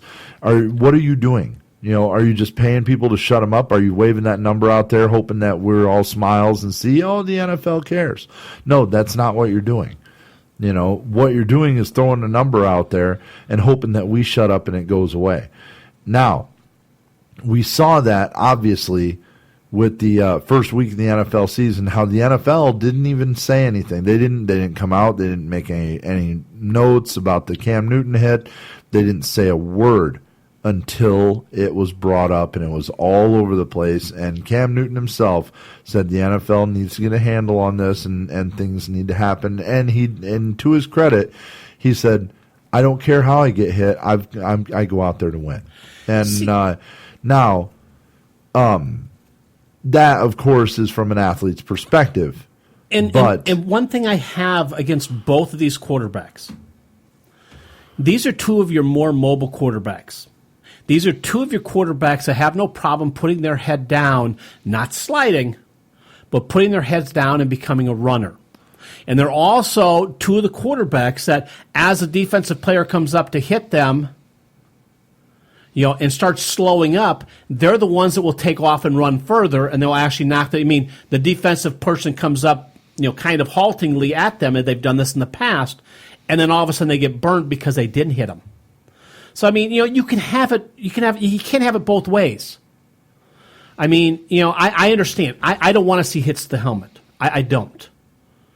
But when you're talking about a quarterback that has no problem turning into that running back, or in Cam Newton's, with him as big as he is, turning into the fullback or the tight end, they got to expect they're going to get some of those hits.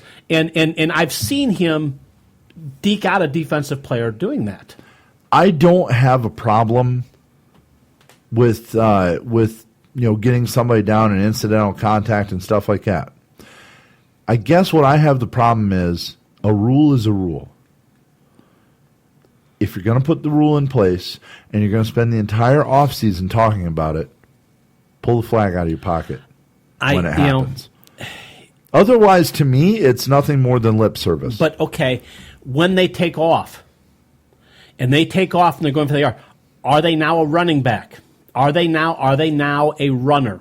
It doesn't matter. That rule applies to every football player, not just the quarterback. It doesn't apply too much to the offensive linemen. It doesn't apply to the linebackers as far as how they get hit. The helmet to helmet rule is on the ball carrier or quarterback. Right. I understand. That is how it's written. Okay. So that doesn't apply to offensive linemen because offensive linemen aren't allowed to touch the ball. No. I have more of an issue because these guys, like I said, Cam Newton has no problem putting his head down. None. I mean, he is one that will take off from the 8-yard line, put his head down, and bull his way into the end zone. He does that. Now, as he becomes that, when you go to hit this guy, if he puts his head down and you hit him head to head, were you the one initiating the contact or was he initiating the contact? See, that's where I have some of the issue with this. Now, if he's back throwing a pass, and he gets to throwing the pass, and someone comes at the side and levels him, or he's going down for a slide and someone levels him, I've got a big issue with that. I do too. But I mean, it almost gets to the point. I mean, this is still football. It's a violent sport. When some of these athletes put themselves in the position that you're going, oh my God, he's coming at me with his head. If I hit him, okay, yes, right. I'm going to tackle him. But you're almost putting some of these times. These guys are taking advantage of a rule also.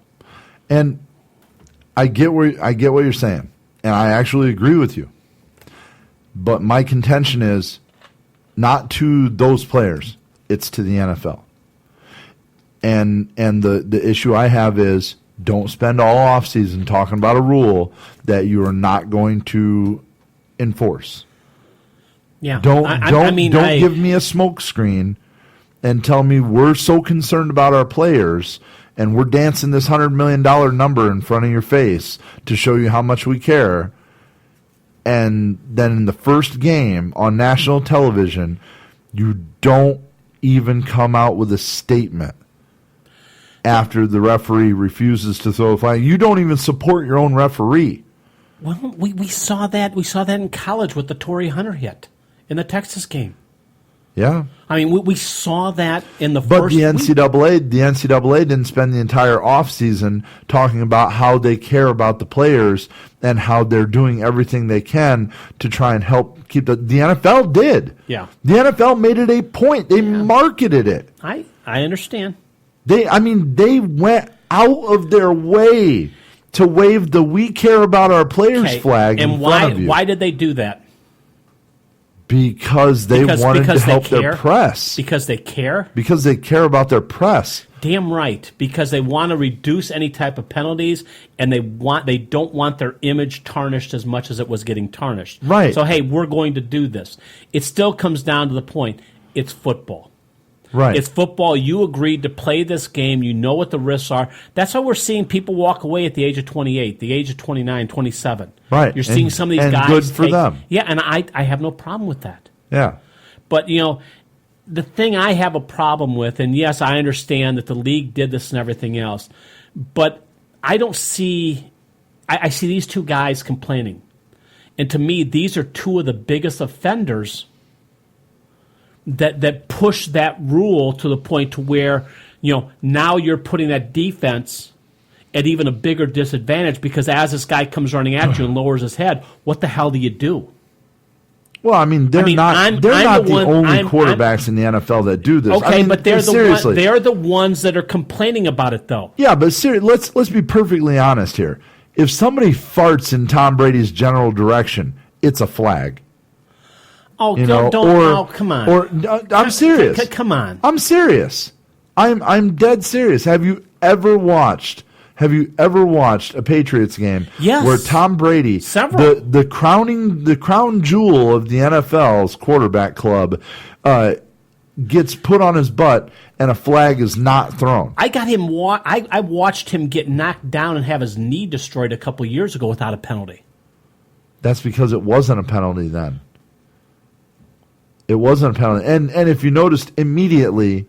There was a penalty. Well, because now their big moneymaker, now their cash cow is sitting on the sideline. See, and I disagree with you. I mean, Cam Newton is a big enough star right now that he gets preferential treatment too. The thing is, though, is Cam Newton is one that has no problem, and everybody knows this, of playing up this rule of lowering his head and doing everything he can because that's what he is. I mean, when you have a 260-pound man as a quarterback running at you, I mean, he's bigger than most linebackers. He's almost as big as a defensive lineman. And he's coming at you with head down. I'm sorry. You're set for a hit. I mean, that's the way the game is. Russell Wilson, same thing. I don't see, any of these other quarterbacks complaining. I don't see anyone else sitting there going, wait a minute. So, I mean, I understand what you're saying. Yes, call the penalty. If that's what you're going to do, call the penalty. But I also think that these are not two of the best people to sit there, come out and say this. My opinion. I think, like I said, I think they came out and said this because they were the recipients of it this week. So, had it not been them, it would have been somebody else. But I'm just saying, NFL, if you're going to be that concerned about it, make damn sure you got your guys throwing the flag. And if they're not going to throw the flag, I would say you definitely owe an explanation as to why. Okay. So, anyhow, we got to wrap this thing up. No issue with that. We got to wrap this thing up. It's almost time to go. We got some predictions. Predictions. Okay. Let's get 3 games. Let's go. 3 games. Kansas City at Houston. Kansas City, Houston. Speaking of Houston, no Justin Houston, not expected back for about 8 weeks. Jamal Charles won't play in this game. Don't think it's going to matter because I think the offense is enough. Without J.J. Watt, I think the Houston defense is not. They don't have an answer for a very mobile Alex Smith. Brock Osweiler, the Chiefs already know this cat. All right, played against him in Denver, almost beat him once, beat him another time. I like the Chiefs in this game, even though I think Osweiler still has a pretty decent day.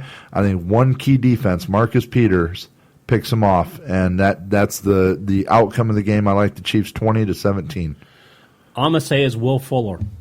Will Fuller deep will have at least one touchdown, long one. I'm picking Houston. I pick Houston. I think that's going to go about 21-17. Green Bay at Minnesota. Green Bay at Minnesota. I think this is the game where Sam Bradford comes in and plays. I really liked what's the kid's name? Sean Hill. Sean He's Hill. not a kid. Right. He's like 38. Yeah. Okay. He's a kid to me. He's been around. Okay. Well, he's Sean, to me. Yeah. Sean Hill. Sean Hill came in, did a fantastic job last week. I don't think that's going to stay. I really think Mike McCarthy's defense has a little something for him.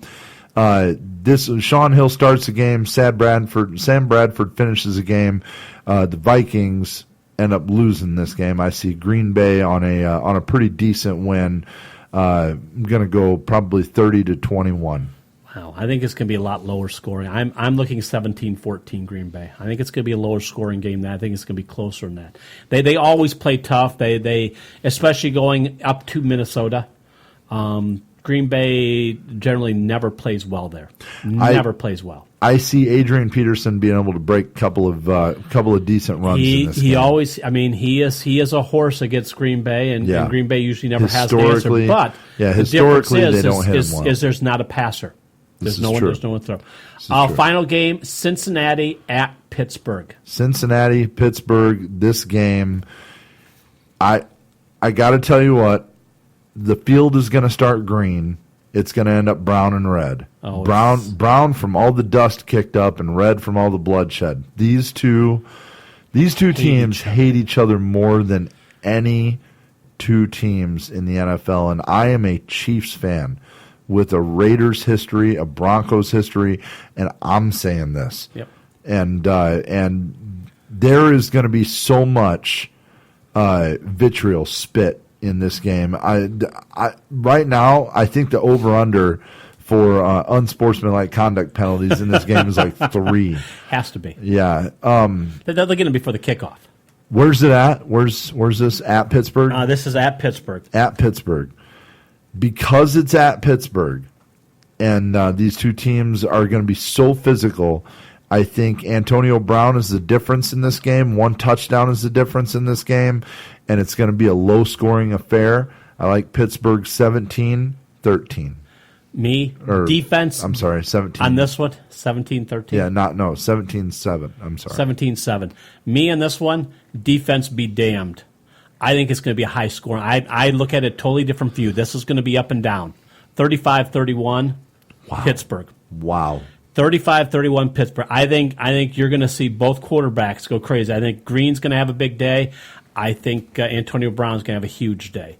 I think the difference is going to be Roethlisberger. I think is a much better quarterback than Dalton, and I think that's where we're going to have the difference. I think Dalton's going to throw a late pick.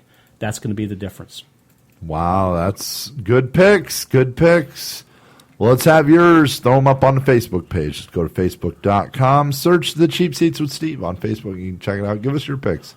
Tell us what you think. I got to review. I got Chiefs, Green Bay, and Pittsburgh winning. And I will throw up all my picks for the week. I'll throw them up on the Facebook page this week. There we go. So you can take a look at what I'm looking at. Tell me what you think. I think last week I sucked. I think I was 9-7. So I have some problems too. You didn't have to remind us of that. I know you let me know after every show, so it's okay. Nice. All right, that's going to get us out of here. We're going to get you back, and you guys enjoy your weekend, and we will talk to you next week. For Steve Detterman, this is Steve Willis. He-Man, take us out. Have a good night.